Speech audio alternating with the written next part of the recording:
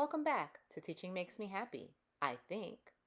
This is a teaching podcast about the highs, the lows, the good, and the bad of teaching. On tonight's episode, we discuss things teachers don't want to hear. I'm your host, Lee. Don't forget to click that like and subscribe button. Enjoy. Sandra, welcome back. Oh, thank you. Thank you so much for Great joining. to be back. All right. Thank you so much for joining me again. We had such a good time on the last podcast. The first time was hilarious. Yes. So this time I wanted to come back, and this time I want to just talk about teaching in general and how teaching is and what's going on with teaching today. So first, I just want to start out with talking a little bit about my background.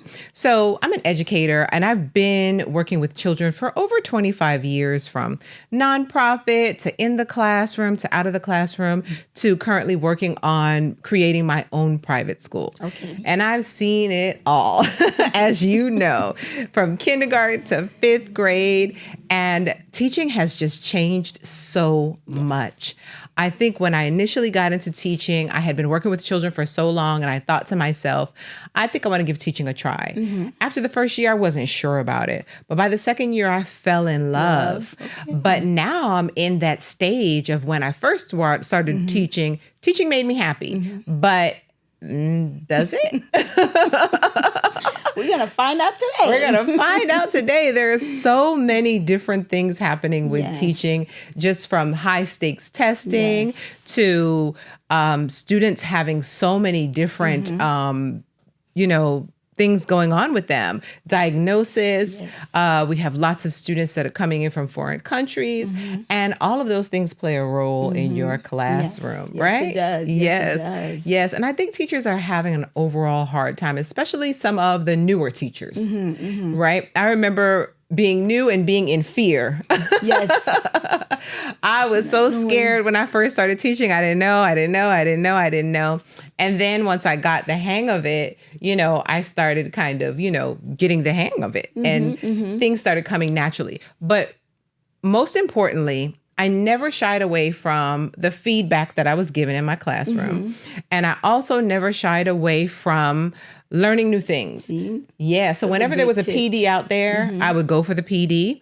And that's good tips for new teachers, right? Definitely go to the PDs and definitely allow feedback. Yes, especially from the experienced From the experienced teachers. There. But I want to say something else about that feedback. Some of you veteran teachers need that feedback as well. Okay, because we're stuck in them old ways. You stuck in your old ways. Tell the truth. I've been teaching 30 years. Can't nobody tell me nothing. Yes, we can. And that's why you have to get advice from the new, the not so new, and the very seasoned. That's because you can learn from all of them. You can there's learn something from to all of learn them. from Right. all of them. Right. Yeah. What advice would you give for new teachers coming into the field? Well, new teachers coming in, listen. It gets better. It gets easier. Celebrate the little wins. I agree. And if you don't belong in that building, don't be afraid to leave. Okay? Leave. And find a new location. A new build. There's so many schools out there. Find a new location. There are. I like to give teachers that type of advice as well. This building, this school might not fit for you. You kind of have to find what works for you. And maybe you're a good teacher, but you're just not a good fit for that school, right? The teachers come in, and as new teachers, they need to kind of find their flow. It's difficult when you first start teaching. It's overwhelming. There's so much to do. You have to manage behaviors. And sometimes teachers don't know that a big part of your classroom is classroom management. Yeah, you can know everything. I was so smart. I went to Berkeley and No. Babe, no. Can you put little Timmy in check when he needs to get in check? And the new teachers, they sometimes just don't know that. And so I'm oftentimes finding myself going in and going, oh, Miss Williams, don't cry. She's crying in the corner. Miss Williams. I agree. Oh, I agree. Did Timmy kick you? I'm going to talk to him. I'm so sorry. I agree. And like we said, don't be afraid to, try out another school, because don't forget, there's different cultures and you relate to people differently. And so once you're in a school and you realize that you're struggling and it's a stressful situation for you, Right. maybe administration, maybe the parents, maybe Right. the students, Right. that, go try out somewhere else. You're not a failure, you know? Well, I want to say I definitely agree with that, but I want to make sure that teachers know you're not just going to go in there every day cold and be able to teach these kids. no. First of all, if you're not prepared, they know you're not prepared. And they will tell you. Yes, they will tell you. They will tell you what's going on. What are we doing? When are we going to do something? I'm bored. And then you're getting mad at them and you're calling for help. Meanwhile, you weren't ready. You weren't ready. So go to the PDs, get as much help as you can. Listen to the feedback when people come into your classroom, and don't take it so personally. Oh, don't take it so personally. And you know, oftentimes that's the issue. Yes. We take it personally and we forget that this is a job that all of us are. It's a work in progress every day. It's a work in progress. Every day is different. So, sometimes people come in and there's a lot of feedback. So take it in stride. Take some things, do the best you can with what you got. Yes, but take something. Take something from it. Try it. Or you back in that corner, okay, crying. It's going to be worse. Miss Williams, it's going to be all right. It's going to be all right, Miss Williams. And we can only, help you out, Miss Williams. It's going to be all right because eventually, Miss Williams, you have to help yourself. You have to help yourself. Yeah. Now, these new age teachers, they'll pack up and leave. Girl, my friend told me, Sandra, first week of school, that girl took up her bag and never came back. I was like, they are not playing out there. This new age teachers. Oh, my God. They're not like us that's been here 20, 30 years. That's right. They have so many options. They have social That's true. media. They have, TikTok. They have so many things that they can do. That they just get up and go. Yeah, it's funny though. We took on a lot of stress and a lot of things when we first started, and it was kind of like a good and a bad. We did so much, and now these new kids are coming in, and they're like, "We got to do what? Do what? We gotta do what? Listen, this paycheck says no. No. This paycheck says I'm not doing any of those things. They leave. They will leave, and they will be gone, and you will not see them anymore. We're not talking about what we were mentioning. Go to another school. No, they are done with the profession. Parents paid for all that schooling. No more education degree. They're not doing it anymore. And sometimes become even more successful. That's right. Sometimes they become even more successful. Financially, at least. Yes. Because, this paycheck is this paycheck. It's rough. That's another episode. This paycheck. Yeah, this paycheck. That sounds like another episode right there. This paycheck.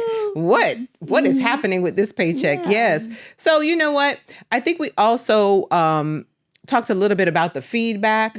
I think that we can possibly get into maybe talking about administrators and how they're just presenting some of this feedback to teachers. Yes. How do you feel about that? The approach, when you enter a classroom, you assess the students, okay? You don't approach them. You don't just abruptly drop, information on a parent, on a student. So I think administrators need to treat teachers with that kid glove. Yes, a little. Way, and not sugarcoat. Right. No, we're professionals, okay? We're professionals, but we're also human.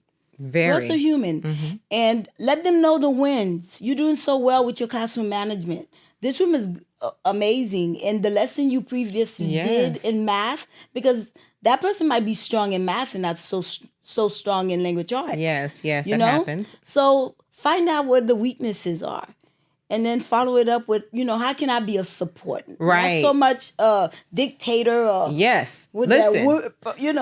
I know that you've had those two amazing schools and you've been blessed. But baby, there's some dictators out there. They got the clipboard. Yes, I have to say. And this is going to be on the evaluation. And this is going to be data points. And honey, they put fear in some teachers. Why? Some administrators really do. For what? Everybody's ready to leave, and the paycheck is pennies, like we said. That's why they walk out, girl. That's why they're walking out. Yeah. So listen, administrators, take it easy, okay? Yeah. Because we are working with... Yes. We're working with... And they know. Yes. Because when little Johnny act up, we send him right to the office to you. That's right. So you know. But you send him right back with a lollipop. Right back. Yeah. That's another episode. Oh, Lord. We have so many episodes. So many with episodes. A lollipop. That's right. Send him right back with a lollipop. So, oh my goodness. That's a whole nother episode. Yes. Some behaviors that are happening. Some behaviors. Yes. Speaking of behaviors, sometimes the administrators come in there and they kind of forget about how the behaviors look nowadays, versus when they were teaching. We have a lot of students now with special needs, a lot of students that just have so many different things that we have to provide for them, the accommodations. Yes. There's so many different things. So like you said before, coming in with those kid gloves, understanding how much the teacher has on their plate, and knowing we don't want them to pack up their stuff and walk out the door. Okay. And when we say behaviors, we're not talking about the typical behaviors from 20 years ago, like you and I. Oh, raise your hand to talk. Yeah. We're talking about some aggressive behaviors at times. Throwing chairs. Throwing chairs. Yes. Throwing chairs. Yes. I had one time. She was only 6 years old, honey. She was sick of me. She packed her stuff in a bag and threw it on her shoulder and went to walk out the door. Yes. I said, wait a minute. What's happening here? Yes, she walked and you out the still door. have to watch the other 15, 16 that are still there. Well, listen. And she's not the only one in that room. She's not the only one in that room. But I tell you one thing, she never picked that bag up again to walk out the door because I don't know who you think you are. Sometimes you have to. You have to go there. You have to. You have to go there. Unfortunately, because oftentimes it's the home environment. Yep. They're so accustomed to being yelled at and you go home with your throat like, But yeah, it's totally different behaviors that parents don't really know that we're dealing with. Administrators, they know, but sometimes they forget, or they don't forget. They pretend. Well, we already know. They pretend. But let me tell you, we already know that some of y'all know how little Timmy acts, and you send him right there to us and pretend that he doesn't. Oh my God, he never does it at home. You lie. Oh, girl. You lie. I think every teacher has heard that sentence. You just lie. sit there. Like with that, like you do know that these kids come to school and tell us everything. Yes, everything. They told us how they broke grandma's lamp, how they snatched the dog by the tail, and the dog bit them. That's why they got these marks and right who here. You dating and who you broke up with. We'll be like, okay, I'm the counselor. I'll be like, okay, that's too much. I don't want to know that. That's too much. The baby daddy. And we don't ask. We don't ask parents. We are not asking what happened at your home. They come and just be and give it, letting it out like a talk show. They want to give it. So before you walk into that conference, we already know. We already know what's going on. So there's so many different just elements to teaching in general. It is tough. It's tough, but it also can be rewarding, right? It's rewarding. Sometimes you look at those little faces and you're just like, oh my gosh. Oh, Lee, that's why I'm here. I often say, I can't believe that I'm getting paid to do this. Oh. Even though the pay is not what it is. But when you wake up every day as educators, we go home thinking about those kids. Yeah, you do. A person would say, how are your kids doing? You forget that you have biological children because you answer about your classroom first. About your classroom. Oh my gosh. So it's so rewarding. Yes. And to see the students come from point A to point B. That's the best part. At the end of the year. Yeah. It's really the best part. That's the best part. That's the best part. So parents really need to appreciate teachers. Yes. As we mentioned in the other episode, that we want you as a partner. Definitely. And districts need to appreciate teachers as well. Oh, no. It starts at the top. Listen, there are some of you who it might be time for you to step away from teaching and time for you to find another career. And if that is you, please bow out gracefully. This is an honest podcast. It is an honest podcast. As for myself, it's been 35 years. And I myself am on my way out. Yes. Because you get burned out. You're tired. The system is not the way it is. Although you still love the profession, but you have to give way to other ideas and other people and other ways of teaching. It's not the same from the 35 years ago. Right. Once you feel like you're starting to, burn out a little bit or wither or, it's okay. It's okay. As a seasoned teacher, educator, counselor as myself, to be like, let me just step back and give somebody else a chance with these new generation. This new generation, honey. This new generation. That's what we have to call this new generation, honey. Because they are ready, not only to teach, but to leave too, honey. They'll leave. Yes. Get their stuff and leave. So I think that we had some good dialects here, and we talked a lot about just feedback and some advice for people. And I think what we got is, drink heavy and drink often. Yes. The W. Drink your W. Wine will make you feel fine, okay? Or water. Wine or water.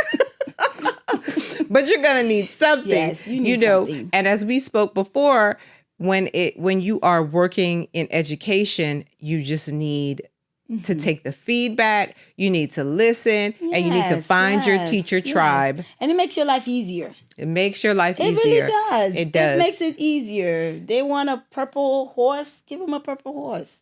Give them a purple horse. And then after they leave, get your black horse back. Do what you need to do. Do what you need to do. But find your teaching joy. And if you're losing it and you're in a place where you feel like you're losing your teaching joy, it just might be time for a change. Yes, and it's okay. And it's perfectly fine. It's perfectly fine. All right, so let's recap. Recapping with wine and more wine. Find your tribe. Find your tribe, all right? Find your tribe and find the school that fits for you. Yeah. Sandra, thank you so much for joining us again. Girl, you can have me anytime. I had a great time with you. Yes. And thank you for joining us on Teaching Makes Me Happy, I think.